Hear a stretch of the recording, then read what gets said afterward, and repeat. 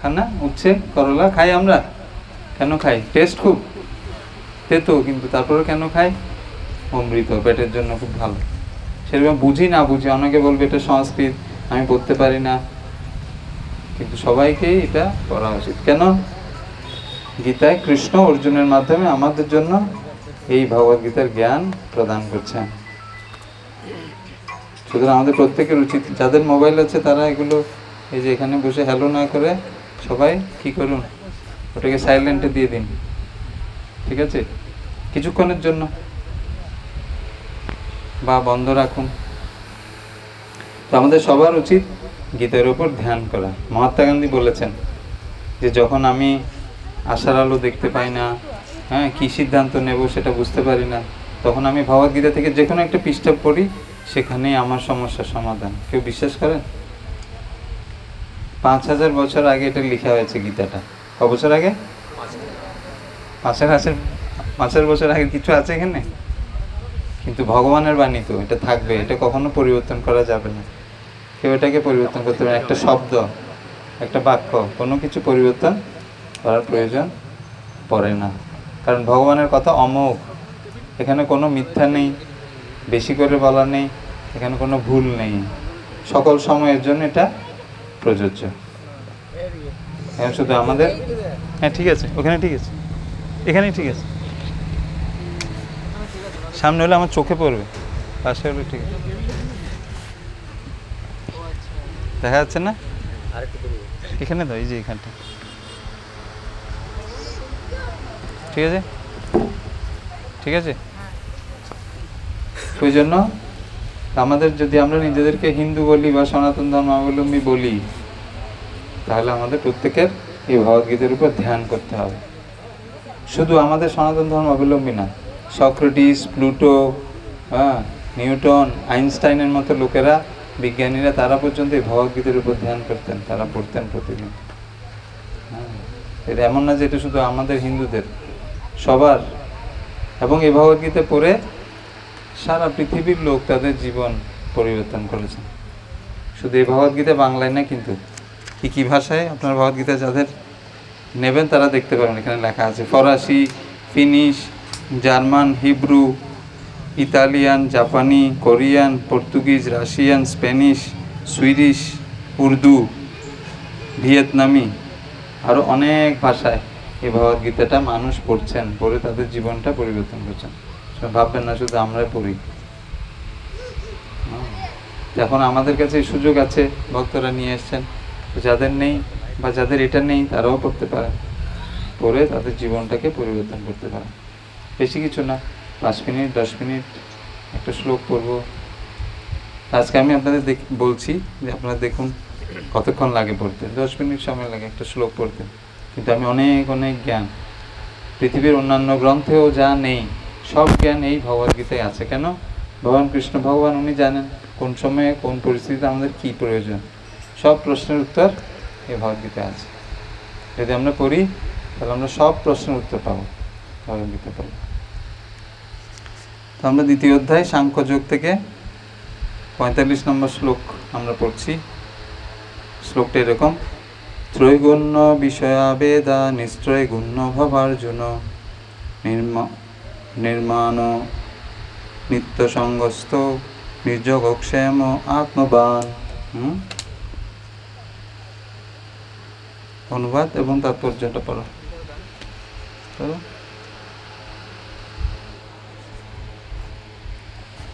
হরে কৃষ্ণ। গীতার গান।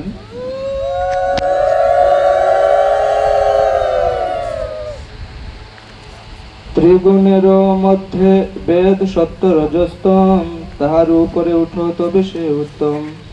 তখন ওই দ্বন্দ্বভাব বুঝিবে তোমার, নিত্য শুদ্ধ সত্যভাব হবে আবিষ্কার। আত্মবান হও সদা নির্যুগ নিক্ষেম, যে ধনে সে ধনী তাহা ভগবৎ প্রেম। অনুবাদ: বেদে প্রধানত জড়া প্রকৃতির 3টি গুণ সম্বন্ধেই আলোচনা করা হয়েছে। হে অর্জুন, তুমি সেই গুণগুলোকে অতিক্রম করে নির্গুণ স্তরে অধিষ্ঠিত হও, সমস্ত দ্বন্দ্ব থেকে মুক্ত হও এবং লাভ ক্ষতি ও আত্মরক্ষা দুশ্চিন্তা থেকে মুক্ত হয়ে আধ্যাত্ম চেতনায় অধিষ্ঠিত হও। তাৎপর্য: জড়া প্রকৃতির তিনটি গুণের প্রভাবে জড়জগতের প্রতিটি ক্রিয়ার প্রতিক্রিয়া দেখা যায়। এই প্রতিক্রিয়া বা কর্মফল জীবকে জড়জগতের বন্ধনে আবদ্ধ করে রাখে। বেদ সাধারণত সকাম কর্ম করার শিক্ষা দান করে, যার ফলে সাধারণ মানুষ জড় সুখ উপভোগ ও জড় ইন্দ্রিয়ের তৃপ্তি সাধনের স্তর থেকে ক্রমশ অধ্যক্ষজ স্তরে উত্তীর্ণ হতে পারে। ভগবান তার প্রিয় সখা ও প্রিয় শিষ্য অর্জুনকে উপদেশ দিয়েছেন বেদান্ত দর্শনের মর্ম উপলব্ধি করে পরা প্রকৃতিতে অধিষ্ঠিত হতে। এই বেদান্ত দর্শনের প্রথম প্রশ্ন হচ্ছে ব্রহ্ম জিজ্ঞাসা, অর্থাৎ পরম ব্রহ্মের অনুসন্ধান করা। জড় জগতে প্রতিটি জীবই বেঁচে থাকার জন্য কঠোর সংগ্রাম করছে। এই সমস্ত মায়াবদ্ধ জীবকে উদ্ধার করার জন্য ভগবান সৃষ্টির আদিতে বৈদিক জ্ঞান দান করেন, যাতে তারা বুঝতে পারে কিরকম জীবনযাপন করলে তারা এই জড়বন্ধন থেকে মুক্ত হতে পারবে এবং তাদের প্রকৃত আলোয় ভগবত ধামে ফিরে যেতে পারবে। বেদের কর্মকাণ্ড নামক অধ্যায়ে নির্দেশ দেওয়া হয়েছে কিভাবে যাগযজ্ঞ অনুষ্ঠান করার মাধ্যমে জাগতিক কামনা বাসনার তৃপ্তি সাধন করা যায়। এইভাবে ইন্দ্রিয় তৃপ্তিজনিত নানা রকম সুখ ভোগ করার পর জীব যখন বুঝতে পারে জড় জগতের সমস্ত সুখই অনিত্য ও নিরর্থক, তখন তারা মন পারমার্থিক তত্ত্ব অনুসন্ধানে উদ্গ্রীব হয়ে ওঠে। তাই বেদে কর্মকাণ্ডের পর উপনিষদ ভগবত তত্ত্ব সম্বন্ধে নির্দেশ দেওয়া হয়েছে। বিভিন্ন উপনিষদগুলি হচ্ছে বেদ মহাভারতের সারাংশ। বিভিন্ন উপনিষদগুলি হচ্ছে বিভিন্ন বেদের মর্মার্থ। যেমন গীতা উপনিষদ বা ভগবদ গীতা হচ্ছে পঞ্চম বেদের অর্থাৎ মহাভারতের সারাংশ। এই উপনিষদগুলির মাধ্যমে মানুষের পারমার্থিক জীবন শুরু হয়।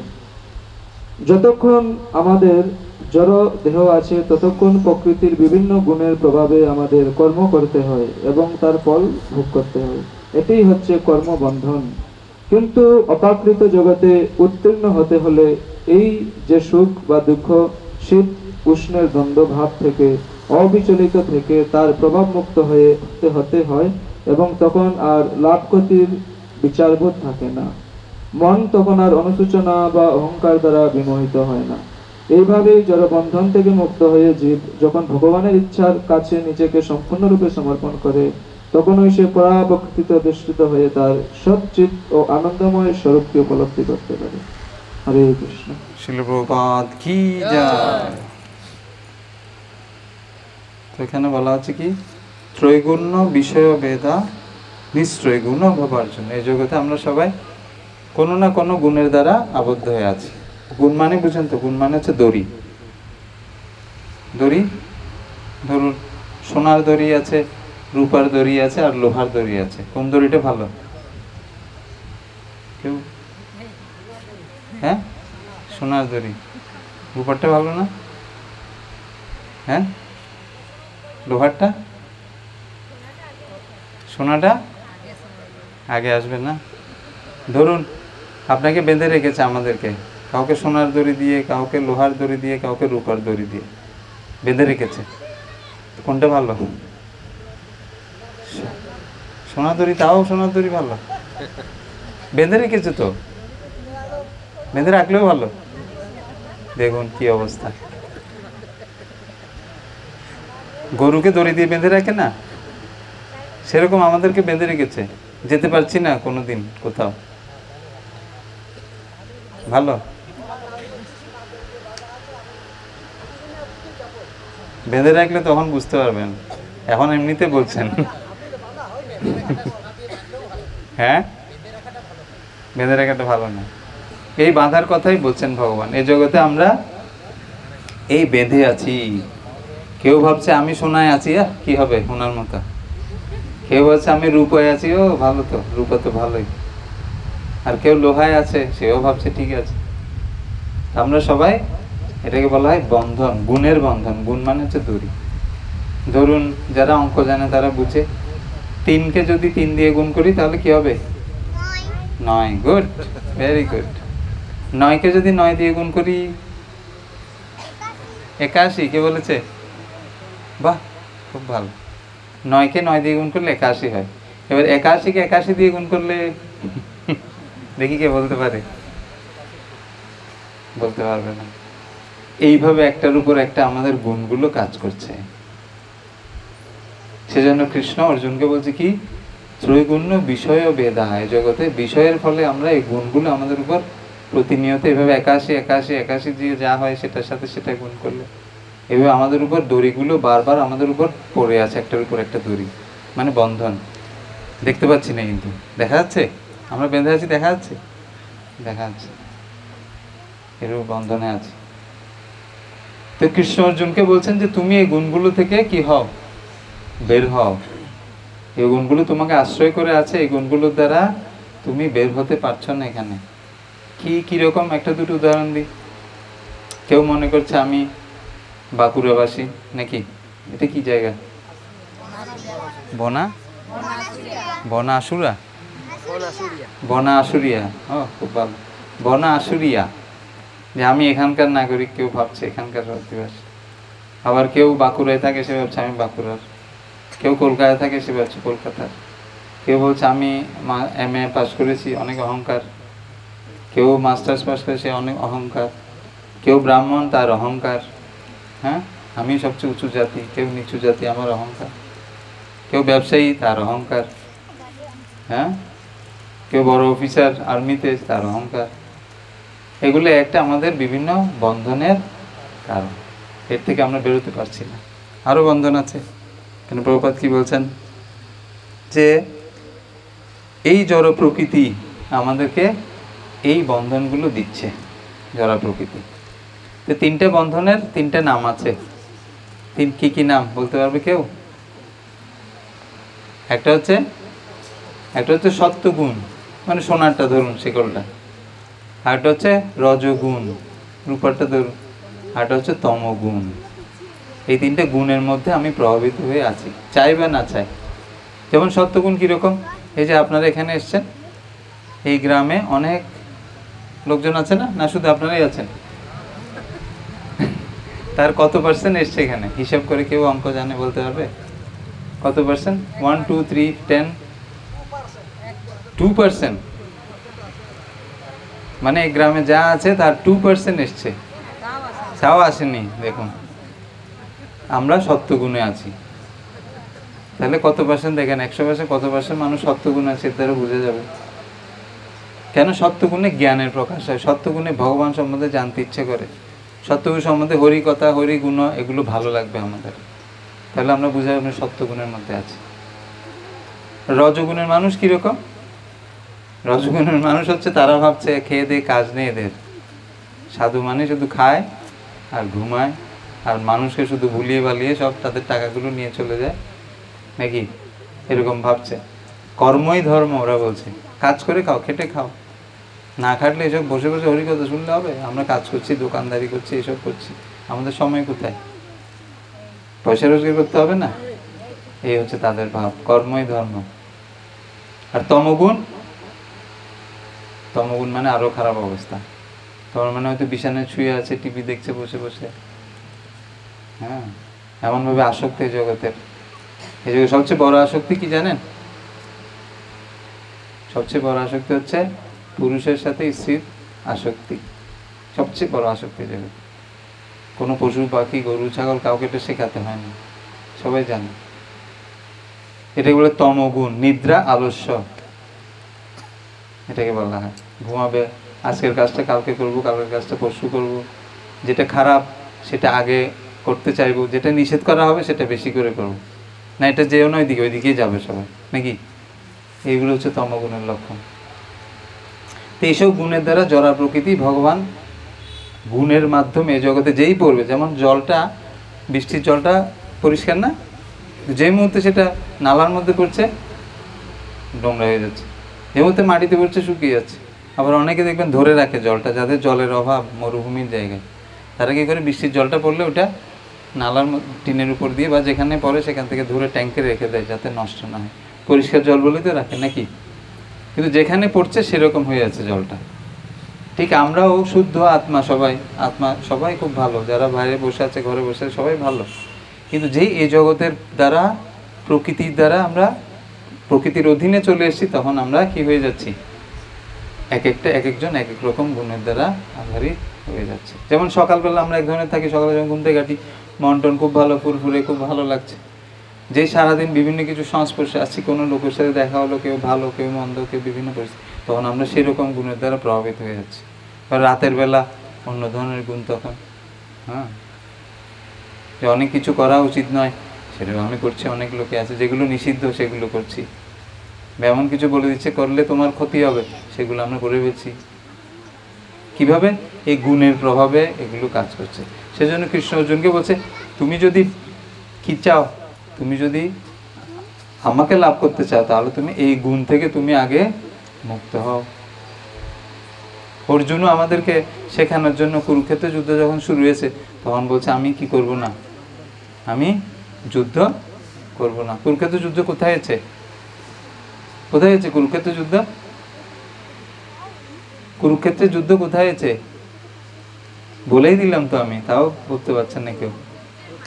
হ্যাঁ, কুরুক্ষেত্রের যুদ্ধ কুরুক্ষেত্রেই হয়েছে, আমি তো উত্তরই বলে দিলাম। কুরুক্ষেত্র আছে এখনো না শুধু বইতে আছে? এখনো আছে?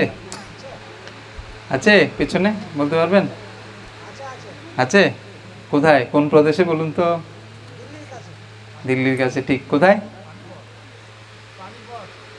না না, কোন প্রদেশে? দিল্লির আগে,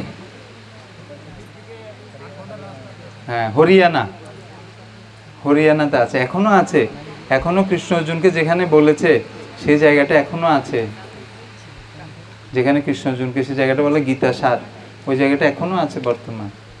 এমন না যে এগুলো আজগুবি গল্প, গীতার কথাগুলো। হ্যাঁ, সুতরাং প্রকৃতির দ্বারা নিয়ন্ত্রিত হয়ে আমরা কি করছি? আমরা কর্ম করে যাচ্ছি। এমন অনেকটা রোবটের মতো, অনেকটা কাউকে হিপনোটাইজ, কীভাবে সম্মোহন করে দিলে যেরকম হয়, সম্মোহন করলে আপনি যেভাবে বলবেন, বা যাকে ভূতে ধরে সে যা করার নয় সেটা করছে, যা বলার নয় সেটা বলছে। কেন? এই প্রকৃতির দ্বারা আমরা এই কর্মগুলো করছি। সেগুলো কি? কয়েকটা এখানে বলা হচ্ছে। কি বলছেন? যে শীত উষ্ণ, সুখ দুঃখ, মান অপমান, লাভ ক্ষতি, এর বাইরে আমরা যেতে পারছি না। হয় সুখ, ভালো মন্দ, এখানে কে আছে? এই ভালো এই মন্দ, এই ভালো এই ভালো, এই ভালো এই মন্দ, এই ভালো মন্দ এই মন্দ, এইভাবে আমরা ভাবছি সবসময়। হয় ভালো হবে, না হলে কি হবে? খারাপ হবে, যে কোনো একটা হবে, দুটোর মধ্যে। এর বাইরে আমরা যেতে পারছি না। তো কৃষ্ণ অর্জুনকে বলতেছি তুমি এর বাইরে যাও। হয় এখন গরম, তারপরে কি আসবে? বর্ষা, ঠিক বলেছে। তারপরে শীত, তখন কি বলি? শীত আসলে খুব শীত নাই বছর নাকি? আর এখন কি বলছি? গরম আসলে কি বলছি? খুব গরম। প্রতি বছর বলি না? প্রতি বছর একই কথা। গরম আসলে খুব গরম পড়েছে বছর, শীত আসলে খুব শীত পড়েছে বছর। এর বাইরে আমরা চিন্তা করতে পারি না। লাভ ক্ষতি, প্রতি মুহূর্তে সবাই লাভের কথা চিন্তা করছে না? চৈত্র মাসে যখন সেল দেয় সবাই ওই দোকানে ভিড় করে নাকি? লাভ, আমার লাভ। যখন টিভিতে অ্যাড দেয় একটা সাবান কিনলে একটা সাবান ফ্রি, তখন সবাই ওই সাবানটা কিনছে, লাভ সবাই। কেউ ক্ষতি চিন্তা করে? শাড়ির দোকানে গেলে প্রভুরা বিরক্ত হয়ে যায় মাতাজিদের পিছনে ঘুরতে ঘুরতে, এটা দোকান, এটা দোকান, এরপর এটা দোকান, এরপর এটা দোকান। আর যখন কিনে আসে তখন মাতাজিরা মনে করে আমি জিতে গেলাম, দোকানদারকে আমি হারিয়ে দিয়েছি নাকি? ভাবি না যে আমি এত দরদার করে কিনেছি, আমি জিতে গেলাম। আসলে দোকানদার লস হলো নাকি? সে কি লস করে বিক্রি করবে? আমি ভাবছি আমি জিতে গেলাম, এরকম। তো এই দুটোর মধ্যে আমাদের জীবনটা আধারিত। মান অপমান, শীত উষ্ণ, সুখ দুঃখ, লাভ ক্ষতি, এর বাইরে আমরা চিন্তাই করতে পারি না। তো কৃষ্ণ অর্জুনকে বলছে তুমি এর বাইরে চিন্তা করো। যেমন সহজ করে বলি, আমি আমার সামনে দেখতে পাচ্ছি, পেছনে দেখতে পাচ্ছি না? তোমরা দেখতে পাচ্ছ আমার পেছনে? হ্যাঁ, কিন্তু আমি তোমাদের পেছনে দেখতে পাচ্ছি, ঠিক। কিন্তু যে উপর থেকে দেখছে, অনেকে হয়তো কেউ উপরে থাকলে ও যদি দেখতো, ও কিন্তু সবাইকে দেখতে পেত না, সবার পেছনে সামনে। ওই যে দেখো ওই মাতাজি, ওই মাতাজি সবার সামনে পেছনে সবাইকে দেখতে পাচ্ছে না? তো কৃষ্ণ অর্জুনকে ঠিক এই জ্ঞানটাই দিচ্ছে যে তুমি এই নিচে থেকে এই জগৎটা দেখো না, উপর থেকে দেখার চেষ্টা করো। ওটাকে বলা হয় নির্গুণ, ওটাকে বলা হয় নির্গুণ। তুমি উপর থেকে দেখো। কিভাবে আমরা উপর থেকে দেখতে পাবো? আমাদের নিচেই বসে আছি, উপর থেকে কিভাবে দেখবো? এই শাস্ত্রগ্রন্থের মাধ্যমে, ভগবানের কথার দ্বারা। এর দ্বারা আমরা সবসময় যে কোনো পরিস্থিতিটাকে উপর থেকে দেখার বুদ্ধি আমরা লাভ করতে পারবো। এটাই কৃষ্ণ অর্জুনকে বলছে। যখন অর্জুন বলছে কুরুক্ষেত্র যুদ্ধে আমার সামনে যারা দাঁড়িয়ে আছে সবাই তো আমার আত্মীয় না? এখানে আমার গুরু দ্রোণাচার্য, এখানে আমার পিতামহ ভীষ্ম, এখানে আমার ভাইরা সবাই, এরা সবাই আমার বাবার জ্যাঠার ভাই ছেলেরা, সবাই কৌরবরা, সব 100 জন, এবং আমার শালা সম্বন্ধী, এগুলো সবাই এখানে যুদ্ধ করছে। কিভাবে আমি মারবো এদেরকে আত্মীয় স্বজনদের? তখন কৃষ্ণ বলছেন, তাকে প্রকৃত জ্ঞান দিচ্ছেন, আমরা প্রকৃতপক্ষে এই শরীর নই। কঠিন লাগছে শুনতে না? আমরা শরীর নই, তাহলে আমরা কি? আমরা হচ্ছে আত্মা। কিভাবে বুঝবো? এখন আমি যদি জিজ্ঞাসা করি এটা কি, এটা কি হাত? কার হাত? আমার হাত। এটা কার পা? আমার পা। এটা চোখ কার? আমার চোখ। তাহলে আমিটা কে? সব আমার আমার বললাম, আমিটা কে? আমিটা কে যদি প্রশ্ন করি তাহলে সব আমার আমার বললাম, প্রকৃতপক্ষে আমি কোনটা? আমি কোনটা? সেটাই হচ্ছে আমি আত্মা। সারাদিন আমি আমার পরিবারের সবাইকে আমি সন্তুষ্ট করার জন্য তাদের যত্ন করছি, তাদের খাওয়াচ্ছি, পড়াচ্ছি। একসময় কাউকে না কাউকে যেতে হয় না আগে? নাকি সবাই একসাথে যাব? কাউকে না কাউকে সমাজে আগে যেতে হয় পরিবারের মধ্যে। তখন আমি কান্না করছি, ওরে মরে গেলি রে, কোথায় গেলি রে, চলে গেলি রে। কোথায় গেছে? ওই শরীরটা তো ওখানেই পড়ে আছে, যেটাকে সারা বছর আমি খাইয়েছি, পরিয়েছি না? যে মরে গেছে ওখানে পড়ে আছে না শরীরটা? কি তো বলছি আমরা, বলছি চলে গেলি রে, পোকা ছেলে, তো শরীরটা তো ওখানেই আছে। কে গেছে? ওই মরার পরেই বুঝতে পারি ওই আত্মাটা গেছে, বেঁচে থাকলে বুঝতে পারি না। মরার পরে বুঝি যে ওখানে কি ছিল? আত্মা ছিল। যে আত্মাটা চলে গেছে, একটু কান্নাকাটি করলাম 1 ঘন্টা 2 ঘন্টা, তারপর সবাই কি বলো? হরি হরি বল, তাড়াতাড়ি শ্মশানে নিয়ে যাও, রাখা যাবে না এখানে। কোনো স্বামী মরে গেলে স্ত্রী রাখতে চাইবে না? রেখে দিই কয়েক ঘন্টা, কয়েকদিন। কোনো স্ত্রী মরে গেলে স্বামী রেখে দেয়? হয়তো লোক দেখানোর জন্য কান্নাকাটি করছে, কিন্তু নিয়ে চলে যাওয়ার সময় কিন্তু মানা করে না কেউ, নাকি? কারণ বেশিক্ষণ থাকলে গন্ধ বেরোবে, নাকি? কিছু বাস্তব সত্য কথা বলছি, কিছু মনে করবেন না। বেশিক্ষণ থাকলে কি হবে? গন্ধ বেরোবে। তাড়াতাড়ি এটাকে, কেন? ওর মধ্যে আত্মাটা নেই বলে। আত্মাটা যদি থাকতো এটার যত্ন করতো, সবকিছু করতো। যেই আত্মাটা নেই, পুড়ে ফেললো এটাকে। কারণ আত্মা ছাড়া কোনো কিছুর অস্তিত্ব বেশিক্ষণ টিকে থাকবে না, ওটাই সবচেয়ে মেইন জিনিস। তো এবার এই আত্মাটাকে কীভাবে আমি কল্যাণ করব, তার কিভাবে আমি সারাদিন আমার শরীরটাকে চান করাচ্ছি, তাকে খাওয়াচ্ছি, ওষুধ হলে তাকে ওষুধ দিচ্ছি, অসুখ হলে, কিন্তু আত্মাটার কোনো যত্ন করছি না। তাকে কিভাবে তার যত্ন করা যাবে? কিভাবে তাকে সন্তুষ্ট রাখতে পারি আত্মাটাকে? খাবার খাচ্ছি তো আমি খাচ্ছি, চান করছি তো আমি করছি, ভিতরে আত্মাটা তার কি হবে? তা কি করে কল্যাণ করা যায়? বা কেউ বলতে পারে কে আত্মাকে দেখেছে, কে ভগবানকে দেখেছে, খাও দাও আনন্দ করো, যা হবে হোক, গিয়ে পরে দেখা যাবে। সেটা মানুষ জীবনের কর্ম নয়। মানুষ জীবনের কর্ম এগুলো জানা। দেখুন এই গাছটার কথা চিন্তা করুন, বেচারা বর্ষায়, গরমে, শীতে কে ওকে সাহায্য করে? বৃষ্টি হলে কেউ ছাতা দেয় গাছটাকে? ঠান্ডা হলে কেউ কম্বল দেয় না? আর সে কত সুন্দর আমাদের ছায়া দেয় না? সবাই নিচে বসে থাকে না গরমে, কত সুন্দর হাওয়া দেয় রাতে। কিন্তু সে উল্টো আমাদের সেবা করছে, তার কেউ করে না সেবা। আমাদের যদি চিন্তা করে দেখুন এরকম একটা শরীর পাই, তাহলে কি হবে? আমাদের দাঁড়িয়ে থাকতে হবে সারাদিন। হ্যাঁ, রাতেও ঘুমানো যাবে না, দাঁড়িয়ে থাকতে হবে শুধু। বর্ষাকালে কেউ ছাতা দেবে না, শীতকালে কেউ কম্বল দেবে না, দাঁড়িয়ে থাকতে হবে। তো এরকম, এটা তো একটা গাছ, অনেক ধরনের শরীর আছে এরকম না? 84 লক্ষ রকমের শরীর আছে শাস্ত্রে বলছে। কত লক্ষ? 84 লক্ষ। জলের নিচে 9 লক্ষ। কত? জলের নিচে 9 লক্ষ রকমের আছে। পশু আছে কত ধরনের? 30 লক্ষ। কত? তাহলে জলের নিচে ক লক্ষ? 9 লক্ষ। পশু কয় লক্ষ?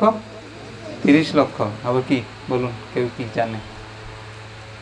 কৃমি কীট, বিভিন্ন ছোট ছোট কৃমি আছে না, পোকামাকড়, ওগুলো আছে 11 লক্ষ। কত? জলের নিচে কয় লক্ষ? 9। পশু কয় লক্ষ? 30 লক্ষ। আর কি কৃমি কীট কত লক্ষ? 11 লক্ষ। ঠিক আছে। আর গাছপালা হচ্ছে এইরকম গাছপালা আছে না ছোট বড়, ওগুলো হচ্ছে 20 লক্ষ। কত?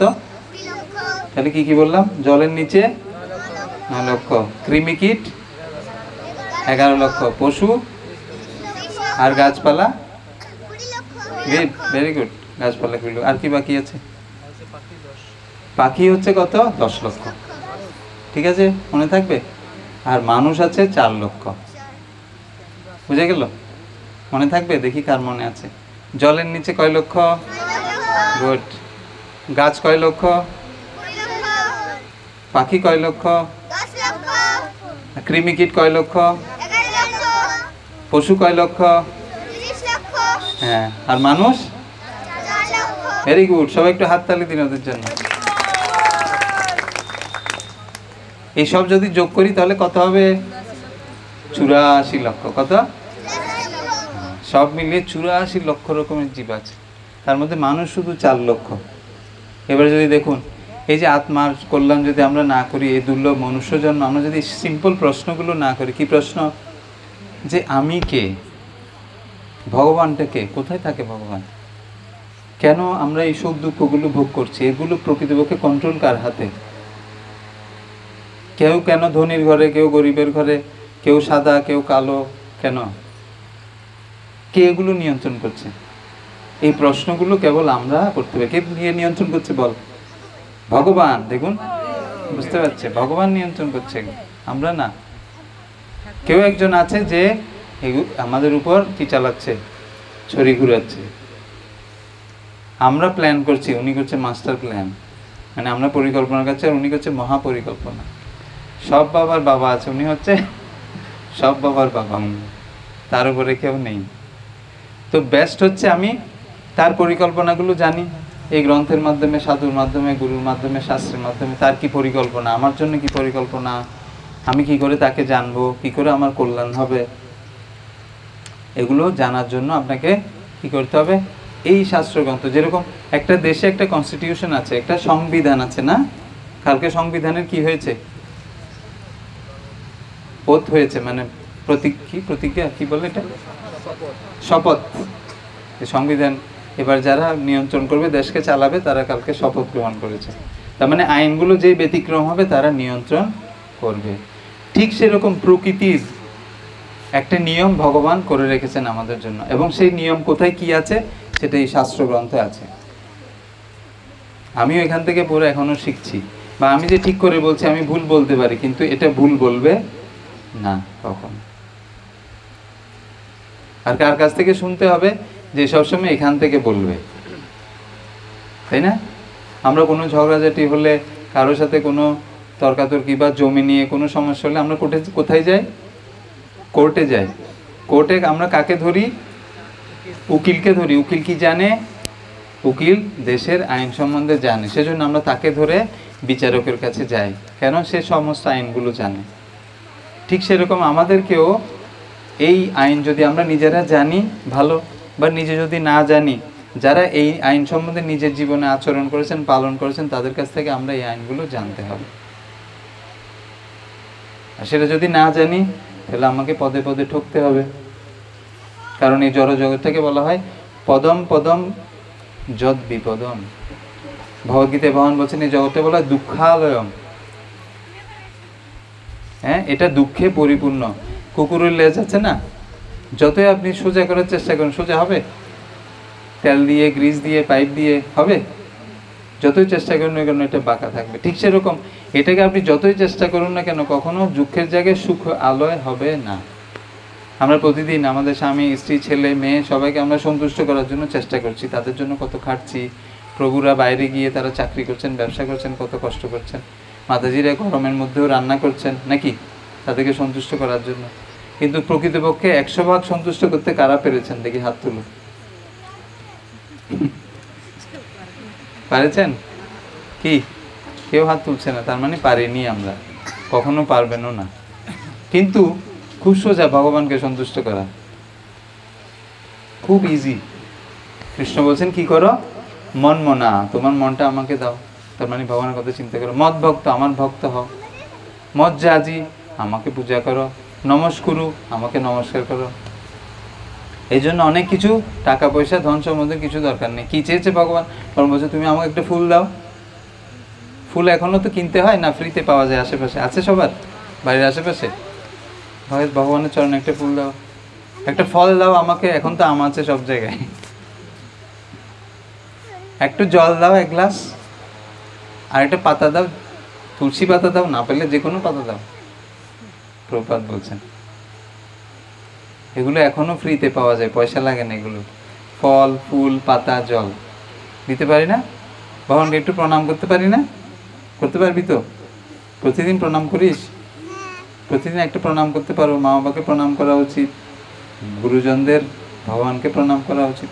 এখন তো এগুলো সব উঠে যাচ্ছে দিন দিন না। ভগবানের মন্দিরে প্রণাম করে, দূর থেকে শুধু এরকম করে বা টাঙ্গুল দিয়ে। কিন্তু ভগবানের কাছে লিস্ট বড়। যখন কোনো কিছু চাই তখন কিন্তু লিস্ট বিশাল। মেয়ের বিয়ে দাও, ছেলের চাকরি দাও, আমাকে এটা দাও, আমাকে ওটা দাও। লক্ষ লক্ষ কোটি কোটি টাকার ভগবানের কাছে বাহানা চাওয়া। কিন্তু আমি যখন করবো তখন বা একটা বাতাসে দিলাম, সেটাও পিঁপড়ে খেলো, ফেলে দিলাম পরদিন। এই হচ্ছে আমাদের ধর্ম। যত শর্টকাটে করা যায়, যত শর্ট, যত শর্ট, যত শর্ট, যত শর্ট। কিন্তু চাওয়া পাওয়া অনেক অনেক কিছু। তো সুতরাং ভগবান আমাদের 24 ঘন্টা সময় দিয়েছেন। এর মধ্যে আমরা, শাস্ত্রে বলছেন কি, এই কলিযুগের যুগ ধর্ম হচ্ছে কি, অন্যান্য যুগে যেমন সত্য, ত্রেতা, দ্বাপর, অন্যান্য যুগে আমরা কেউ দান ধ্যান করতেন, কেউ যাগযজ্ঞ করতেন, কেউ পূজা অর্চনা করতেন। কিন্তু কলিযুগে আমরা এগুলো কোনো কিছুই করতে পারবো না। কেন? ধ্যান করার জন্য আমাদের শারীরিক শক্তি নেই, সেভাবে আমরা বেশিক্ষণ বসতে পারি না। পূজা যাগযজ্ঞ করার জন্য সেরকম ব্রাহ্মণ নেই, সেরকম ঘি নেই, পূজার উপকরণগুলো নেই। পূজা অর্চনা করার জন্য সেরকম মন্ত্রগুলো আমরা জানি না। কি করব আমরা? সেজন্য শাস্ত্রে বলা হচ্ছে কলৌ তৎ হরি কীর্তনম। কলিযুগে কেবল আমরা হরিনাম করলে হয়ে যাবে।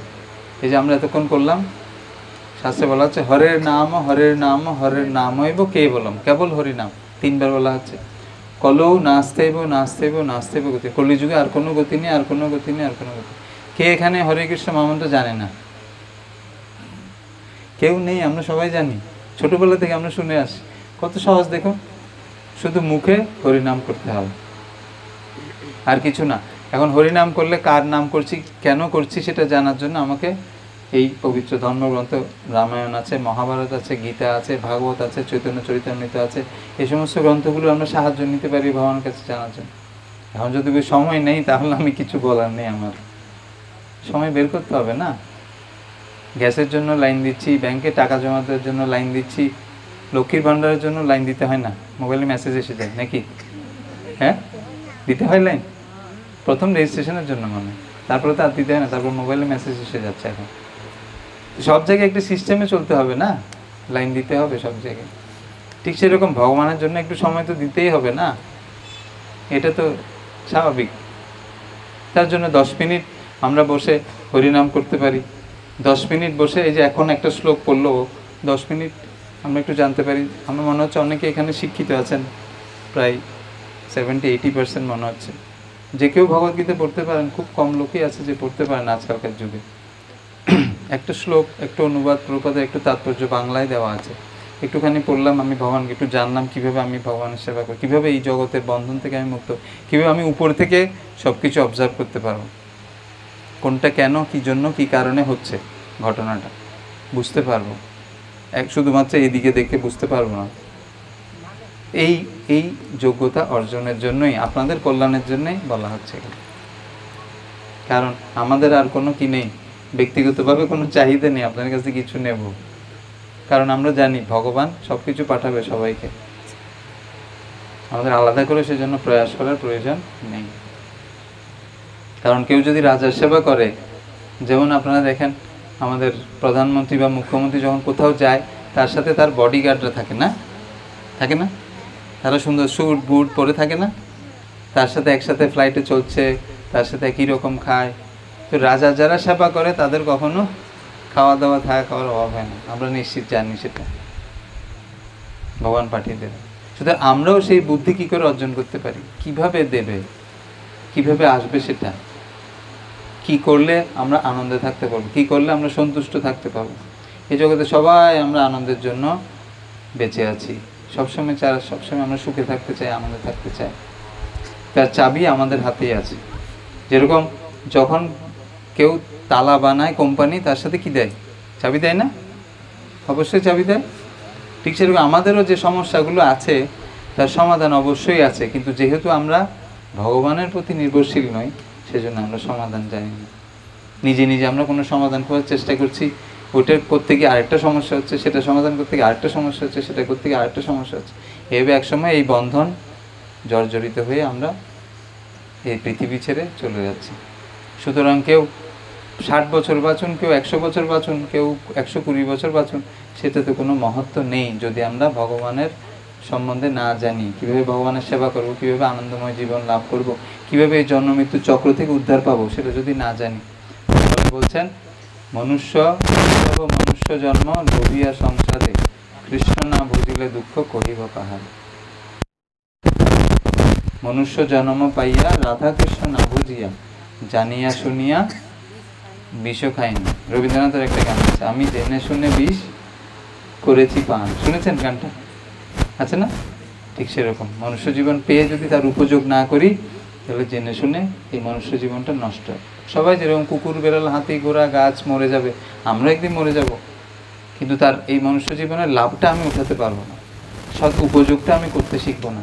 সবাই তো মরবে, আমিও মরবো, আমারও অসুস্থ হবে, আমিও রোগশোক হবে, বুড়ো হবে, কিন্তু তার লাভটা আমাদের উঠানো, কি করে আমি তার লাভবান হব, সেটা আমায় জানতে হবে। তো কত সময় আসলো? 8:11 হয়ে গেছে। তো সুতরাং বেশি বলবো না, আর অনেকক্ষণ বললাম। আপনারা এই গ্রন্থ দেখতে পারেন, অনেক ধরনের গ্রন্থ আছে, যার যেরকম কি আছে আমাদের কি আছে আমাদের পয়সা আছে বা ক্ষমতা আছে, সে অনুযায়ী আমরা গ্রন্থ নিতে পারি। এখানে ভগবদ্গীতা আছে, আরও গ্রন্থগুলো আছে, সেগুলো আপনারা দেখতে পারেন, বাড়িতে গিয়ে সেগুলো পড়তে পারেন, পড়ে আপনাদের অনেক প্রশ্নের উত্তর আপনারা এভাবে পেতে পারেন এই গ্রন্থের মাধ্যমে। আর আপনারা পবিত্র হরিনাম করতে পারেন, আছে আমাদের কাছে অনেকগুলো মালা আছে যেখানে আমরা হরিনাম করি প্রতিদিন। কারণ কি, যা কিছু করবো সব কিছু একটা নিয়ম অনুযায়ী করতে হবে। যেমন স্কুলে যখন পড়ি তখন স্কুলের ড্রেস পরে যেতে হবে না? কি ড্রেস তোমাদের এখানে স্কুলে? কি ড্রেস, কি কালারের ড্রেস? হ্যাঁ, সাদা, কালো, লাল, হলুদ, কি কালারের ড্রেস পরেছি স্কুলে? নীল আর সাদা ড্রেস পরে যেতে হবে। কটা থেকে কটা স্কুল? 6:30 থেকে 10:30। ওর আগে আসতে পারবে না স্কুল থেকে, ওর মধ্যে স্কুলে থাকতে হবে, এটা নিয়ম স্কুলে পড়লে। হ্যাঁ, তো 10টা 10:30-র মধ্যে সব চলে আসবে। খুব সুন্দর ডিটেলসে বলছে। তো ঠিক সেরকম যখন আমরা ভগবানের নাম করবো, সেটা একটা নিয়ম আছে। অনেকে বলতে হবে আমি তো মনে মনে জপ করি, আমি সবসময় হরি নাম করি। হ্যাঁ, হরিনাম তো সবসময় করা উচিত। শাস্ত্রে বলছে কি শয়নে, কি ভোজনে, কি বা জাগরণে, অহর্নিশ্চিন্ত কৃষ্ণ বল্লভবদানে। দিনে রাতে যে কোনো সময় ভগবানের নাম করতে পারি মুখে, কিন্তু তারপরেও একটা নিয়ম আছে। যেরকম স্কুলে যে একটা নিয়ম, ব্যাংকে টাকা রাখি যখন, সেরকম একটা নিয়ম আছে। আমি টাকাগুলো এরকম হাতে নিয়ে ব্যাংকে দিয়ে দিই না, একটা নিয়ম আছে, ফর্ম ফিল আপ করতে হবে, কত টাকা রাখছি, আবার কত টাকা হয়েছে সেটা আবার দেখতে পারি, একটা নিয়ম আছে। ঠিক সেরকম হরিনাম করার জন্য একটা নিয়ম আছে। এখানে আমাদের অনেক ভক্তরা এসছে আপনাদের পাশের গ্রাম থেকে। কোথা থেকে এরা এসছে? দোতলা থেকে এসছে অনেক প্রভুরা, মাতাজিরা এসছে। তারা নিজেরাও করছে, তারা সবাই আপনাদের মতোই, কারো বাড়ির স্ত্রী, গৃহিণী, চাকরিজীবী, প্রভু তো হেডমাস্টার, স্কুলের বিভিন্ন টিচাররা আছে, ব্যবসায়ীরা আছে, তারা সবাই এই জীবন আপনাদের মতোই, ছেলে মেয়ে, চাকরি, ব্যবসা সবই করছে। আবার সাথে সাথে ভগবানের ভক্তিও করছে। কোনো কিছু ছাড়তে হবে না, শুধু যোগ করবেন জীবনে, তাহলে দেখবেন জীবনটা কত আনন্দময় হবে। তারা দেখুন তাদের ঘর বাড়ি সব ছেড়ে এখানে আপনাদেরকে এই আনন্দের খবর দেওয়ার জন্য এখানে চলে এসছে, যাতে তাদেরকে দেখে, তাদের জীবনটা দেখে আপনারাও উৎসাহিত হন, আপনারাও এইগুলো গ্রহণ করুন। কোনো কিছু ছাড়ার দরকার নেই, জাস্ট যোগ করবেন। হ্যাঁ, তো আপনারা এখান থেকে এই মালা নিতে পারেন। মালা 108টা গুটি আছে, প্রতিদিন আমরা এক মালাতে একটা করে হরে কৃষ্ণ মহামন্ত্র জপ করব 10 মিনিট। আর কিছু গ্রন্থ যদি পান এখান থেকে নিতে পারেন, আপনাদের সুযোগ হয় সেগুলো নিতে পারেন।